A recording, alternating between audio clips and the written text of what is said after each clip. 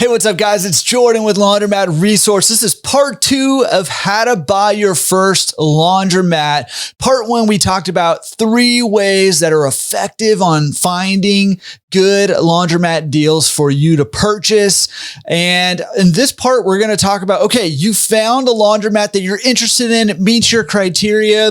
Maybe you found it with a broker. Maybe you found it on your own off market, whatever the case may be. What do we do now? Okay, well, now is the time where we need to determine how much this laundromat is worth. Okay, now in order to do this evaluation, we need to analyze the deal. Okay, now when a value of a laundromat, we say is based on the performance of the laundromat. And, a lot of times brokers or sellers will try to sell you on the potential of the business. The potential is awesome. It should always be factored in and considered. However, the value is based on the performance. Now, a lot of times people leave it there and they don't really explain what that means. I'm going to tell you precisely what we mean when we say performance and what that value is based on, okay? When somebody says that a laundromat's value is based on performance, the performance is measured by a number called the net operating income, okay? Net operating income. NOI, you might see. Sometimes EBITDA or a cash flow are used. They're all very similar. There are some nuanced differences, but a lot of times they're used interchangeably. But I'm going to use net operating income, okay? And now what net operating income is the gross income, the total income of the business minus the expenses, okay, minus the total expenses, and not counting loan payments, not counting like taxes, those kinds of things, okay? So total income minus expenses, not counting the seller's loan payments or taxes, all right? And that's gonna be the net operating income, okay? That is the number that we measure the value off of, based off of, okay? That's what we mean by performance, is that number, all right? Now, if you'll notice, the value of the laundromat does not hinge on how nice the laundromat is. It does not hinge on how new the equipment is or how much equipment's in there. All of that's going to factor in. I'll explain that in a second. But the value actually hinges on the net operating income, okay? So when we buy a laundromat, we're actually buying cash flow. That's what we're buying in most cases, okay? I'm gonna tell you an exception at the very end, but in most cases, what we're buying is the cash flow. Okay, so now that we have that in mind, how do we analyze this deal to determine how much a laundromat is worth and how much we should offer for that laundromat? Okay, so if everything is hinging on this net operating income, the first thing that we need to do is to determine the net operating income, okay? Maybe they give it to us, maybe they don't. I'm gonna share my screen a little bit here and show you this analysis calculator. You can try it for free, laundromatresource.com/calculators.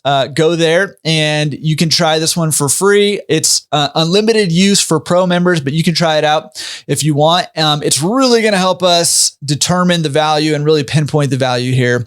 Okay, so let me show you the screen here. This is the analysis calculator. Now you can do a whole lot of stuff with this calculator, but we're going to do the basic stuff to give us the value. Okay, so you can upload an image if you want. You can choose a file, and if you have here, I have this picture of a laundromat right here.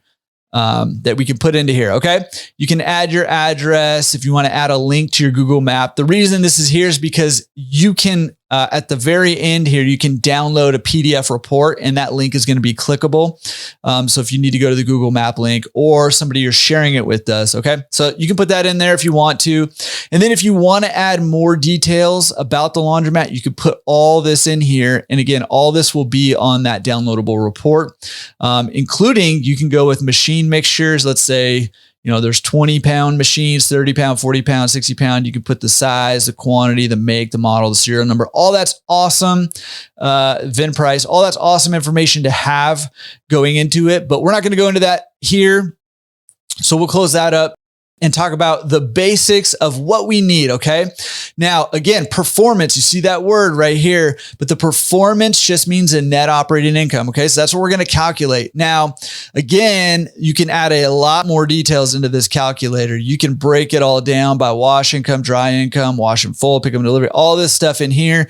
And you can check out all these expenses, add these in here. They'll populate. Cash flows going to, populate automatically. Here's your NOI number. So you can do all that if you have all that information, and this will auto populate up here. However, we're not going to get into that. All right, so let's jump into this. Okay. Now let's just say we have a laundromat that makes, let's say, $10,000 a month.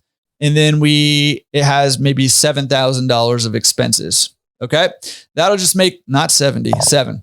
All right. So that'll just make things easy for me. So now we can see the net operating income for the month is $3,000. And for the year, that's $36,000. All right. 12 months times 3,000, 36,000. Okay.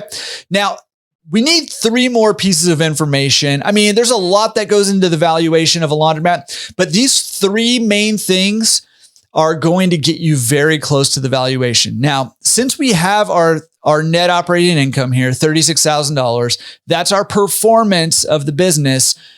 How does that translate into value? Well, it translates into value because we're going to apply a multiple to that number, okay? That performance number. We're going to apply a multiple to it. All right. Now, the average multiple in determining the valuation is somewhere in the 3.5 to 5 times of that net operating income number. Okay. So 36,000 times somewhere between 3.5 and 5 times that number. However, that's a pretty big gap, right?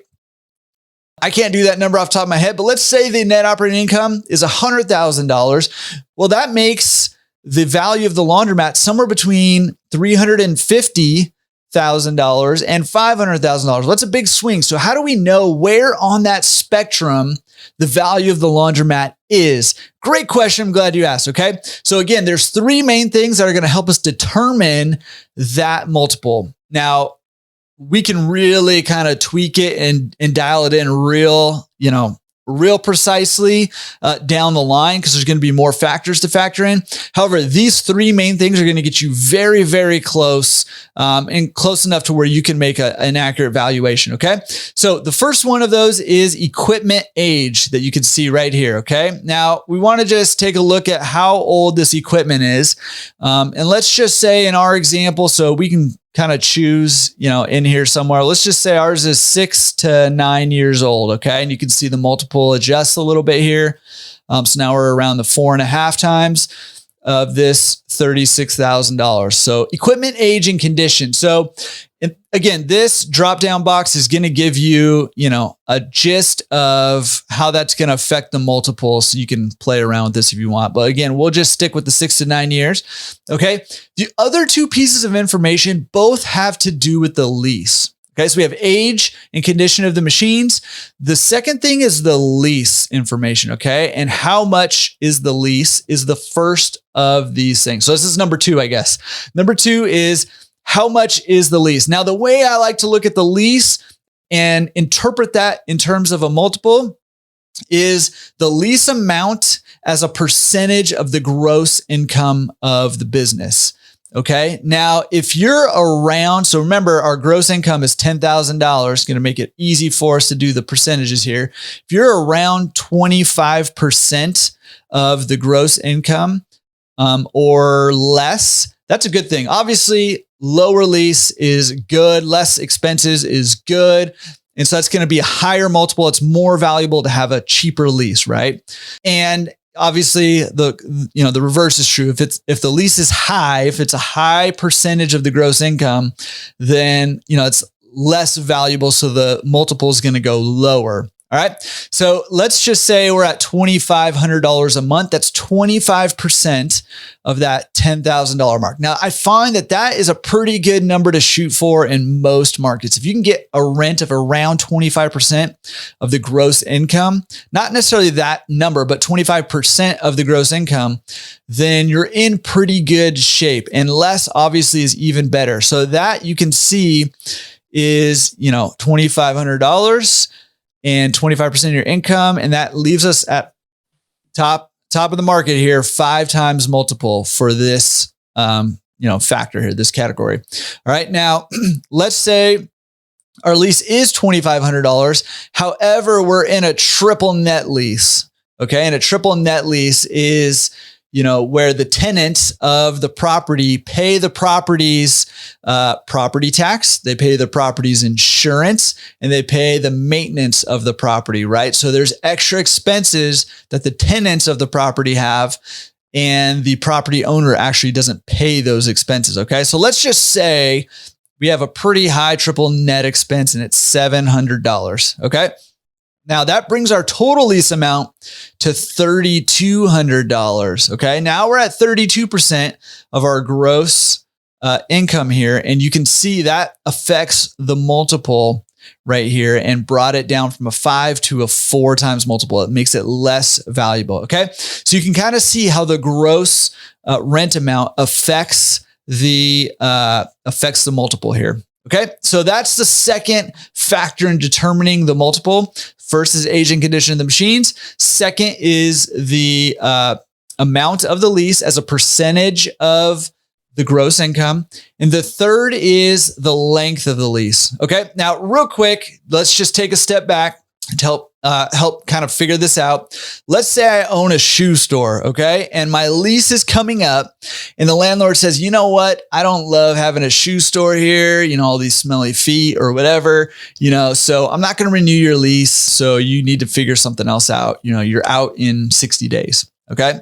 Now, if I own a shoe store, that's a huge bummer. However, I can go rent a U-Haul, throw all my boxes of shoes and my shelves into the U-Haul, move it down the street to a new location, and I can be up and running in a week or less even with the shoe store, right? Now, let's think about it in terms of a laundromat. Let's say a landlord says, we don't love having a laundromat here anymore. We want to put something else here. We're not going to renew your lease. You got to be out in 60 days.